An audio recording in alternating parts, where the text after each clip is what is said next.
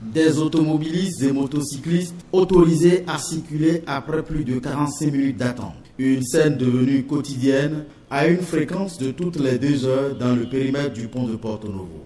Depuis plusieurs semaines, l'ouvrage construit dans les années 80, visiblement vieux, est en chantier. L'entrée sud en provenance de Cotonou, ici à l'écran, s'est affaissée de plusieurs dizaines de centimètres, provoquant de désagréables secousses à chaque traversée. La situation nécessite quelques travaux. Moi, je suis inquiet, très inquiet.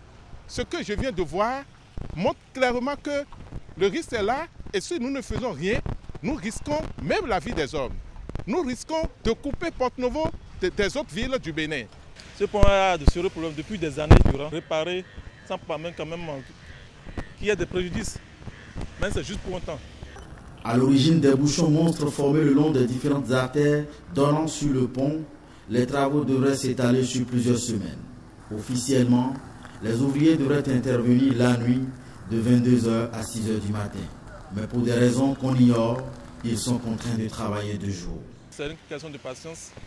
La ville de Porto Novo étant un peu en retard par rapport aux travaux de développement socio-communautaire, je pense que ce n'est qu'un début.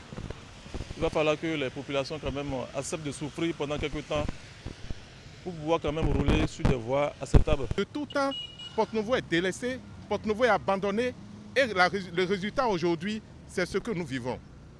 Toutes les voies de Porto Novo, tous les quartiers, partout, il n'y a rien. La voie que nous empruntons tous les matins occasionne au quotidien des accidents. Partout, c'est des nids de poules. Partout, c'est la dégradation. On vit mal.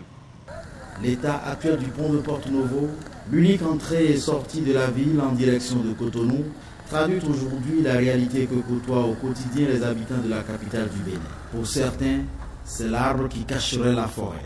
Des infrastructures routières et de franchissement de la ville sont quasiment impraticables. Je ne peux pas comprendre une ville regorgée de personnalités aussi éminentes puisse toujours évoluer dans l'individualisme. Je sais que la voie est déjà attribuée, mais aujourd'hui, je propose qu'on décape et que, disons, nous puissions circuler en attendant qu'on ne fasse mieux. De nombreux projets de réhabilitation de la ville sont annoncés et par le gouvernement et par les autorités municipales depuis plusieurs années. Des projets qu'on semble ici désormais impatients de voir se concrétiser.